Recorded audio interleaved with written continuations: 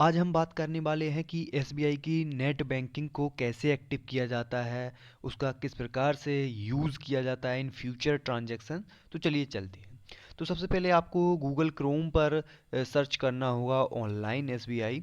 तो जब आप ऑनलाइन एसबीआई सर्च करेंगे तो आपको दो लिंक शो होंगी, जिसमें से आपको सेकंड वाली लिंक को आपको क्लिक करना है, जो कि एक पर्सनल एसबीआई की नेट बैंकिंग की एक पर्सनल वेबसाइट है। उसके बाद आपको जब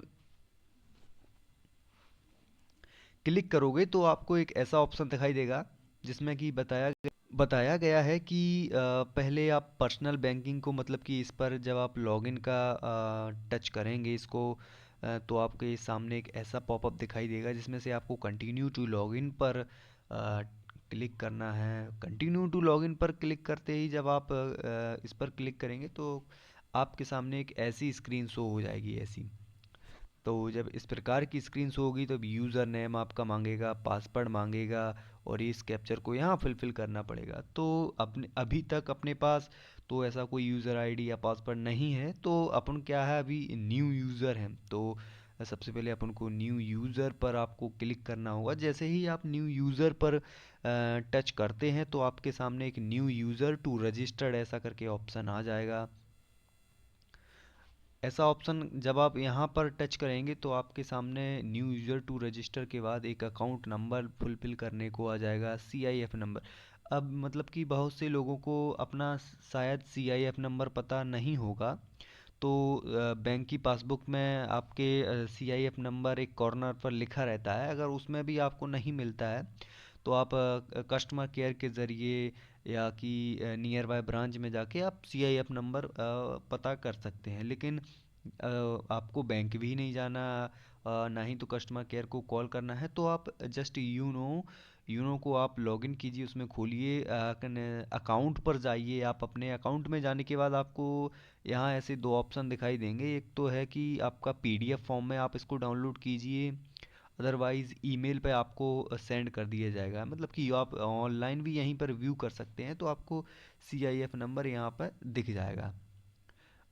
तो जैसे ही आप यहाँ पर सीआईएफ नंबर अपना फुलफिल करेंगे, ब्रांच कोड में जो आपका सीआईएफ नंबर होता है उसके लास्ट 5 डिजिट ही आपका, मतलब कि ब्रांच कोड हो जाता है।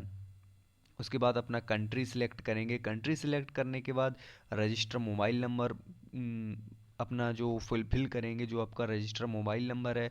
उसके बाद रजिस्टर मोबाइल नंबर के बाद आपका फुल ट्रांजैक्शंस, मतलब कि कुछ ऐसा पॉपअप दिखाई देगा जब आप इसको करेंगे। तो फुल ट्रांजैक्शन मतलब कि आप जो है कि आप ट्रांजैक्शन देखने के साथ साथ, मतलब कि इंटरनेशनल या नेशनली ट्रांजैक्शन भी करेंगे, या लिमिट ट्रांजैक्शन नहीं, view only on for view. View तो आप मतलब कि करेंगे नहीं।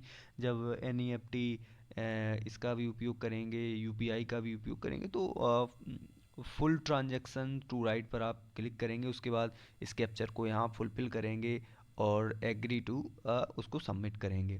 उसके बाद जैसे ही आप सबमिट करेंगे तो आपकी स्क्रीन पर एक मतलब कि ओटीपी फिल करने का ऑप्शन आ जाएगा। तो आपके जो भी बैंक में मोबाइल नंबर रजिस्टर्ड है उस पर एक ओटीपी आएगा। उस ओटीपी को आपको यहाँ पर डालना है। जैसे ही आप यहाँ पर click here to result OTP जब करेंगे तो आपके सामने एक, अब यहाँ ये पूछेगा कि आप मतलब कि एटीएम के द्वारा आप लॉगिन करना चाहते हैं कि विदाउट एटीएम के द्वारा इसमें लॉगिन करना चाहते हैं।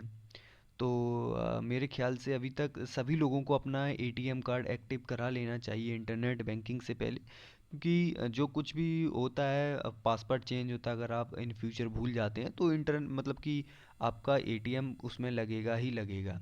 तो इंटरनेट वर्चुअल एटीएम कार्ड से भी काम चल जाता है। तो आप जस्ट एटीएम पर क्लिक करके सबमिट पर जब आपको क्लिक करेंगे तो आपके सामने एक ऐसा एटीएम वाला पॉपअप सामने आ जाएगा। तो आपको इधर एटीएम नंबर डायल करना है, इधर मंथली जो एटीएम के नीचे जब आप देखेंगे तो एक्सपायरी मंथ एंड ईयर लिखा रहता है।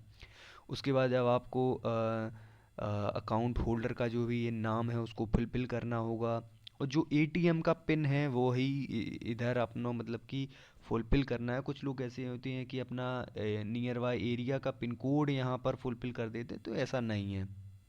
आपको इधर अपना एटीएम का पिन इधर आपको फिल करना है, और इधर जो कैप्चर आपको नीचे शो हो रहा है उधर आपको इधर फिल करना है।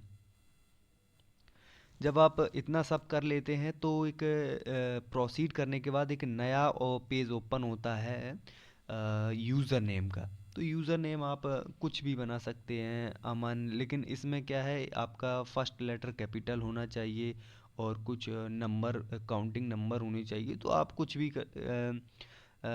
बना सकते हैं अपने तरीके से, जो आपको सरल लगे वो आप बना सकते हैं। और फिर इसके बाद अपन नीचे आप जब वो लॉग इन टू पासवर्ड करेंगे, न्यू पासवर्ड, तो आपको पासवर्ड, एक पासवर्ड क्रिएट करना होगा जिसमें कि आप फर्स्ट मतलब कि कैपिटल भी होना चाहिए और नंबर भी होना चाहिए और स्पेसिफिक लेटर भी होना चाहिए, जैसे कि @ हैशटैग ऐसा कुछ वो आपको करके पासवर्ड बनाना पड़ेगा। कंफर्म पासवर्ड में नीचे आपको कंफर्म पासवर्ड करना है। जब आप कंफर्म पासवर्ड करेंगे, ये फिर से खुल के आ गया। जब आप कंफर्म पासवर्ड, इधर न्यू पासवर्ड, इधर कंफर्म पासवर्ड करेंगे, सबमिट पर जब आप करेंगे तो एक ऐसा मतलब कि सक्सेसफुली लिख के आ गया है। अभी तक मतलब कि अब आपका ये पासवर्ड है और यूज़र आईडी, इसको आप मतलब कि ऐसे रख लीजिए अब कहीं पर, मतलब कि जहाँ आपको सिक्योर लगे लिख लीजिए, क्योंकि इन फ्यूचर यही आपकी यूज़र आईडी से आप मतलब कि एसबीआई नेट बैंकिंग में लॉगिन करने वाले हैं, और इसी पासवर्ड से आप लॉगिन करेंगे। तो मेरे ख्याल से आप इसको कहीं लिख लीजिए जहां आपको सिक्योर लगे वहाँ। तो ये अभी तक आप मतलब कि आपका यूज़र आईडी बन गया और पासवर्ड बन गया। तो सबसे पहले अब आप जब फिर से आप मतलब कि यहाँ आएंगे, मतलब कि इस वो गूगल क्रोम की स्क्रीन पर, तो सबसे पहले फिर आपको सर्च करना होगा S B I, online S B I. फिर से आपको मतलब कि सेकंड वाली लिंक को क्लिक करना होगा। सेकंड वाली लिंक के बाद आपको इधर लॉगिन पर करना है और न्यू मतलब कि कंटिन्यू टू लॉगिन पर करना है। कंटिन्यू टू लॉगिन के बाद अब आपके पास यूज़र आईडी आ गया और पासवर्ड भी आ गया, और इंटर कैप्चर के करने के बाद जब आप इतना सब कर लेंगे, करने के बाद तो आप कहाँ तक पहुँच जाएंगे, आप इस पेज पे रीडायरेक्ट हो जाएंगे।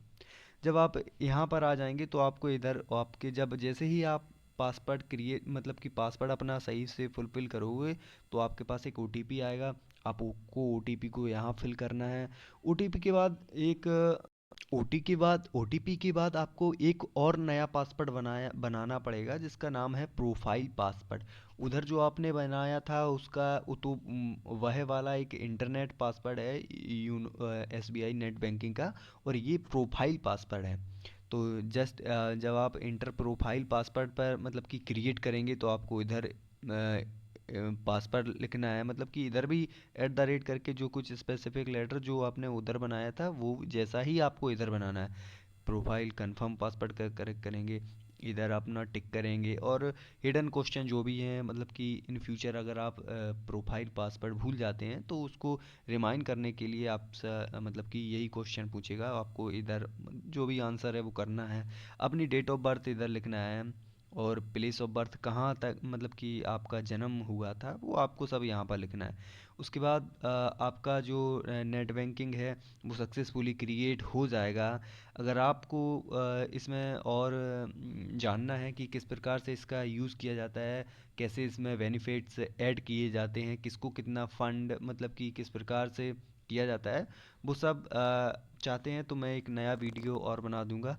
आप नीचे कमेंट में करिए, जिस पर भी आपको फाइनेंस रिलेटेड जो कुछ भी इंफॉर्मेशन चाहिए, संभवतः मैं प्रयास करूंगा उतना इंफॉर्मेशन देने का।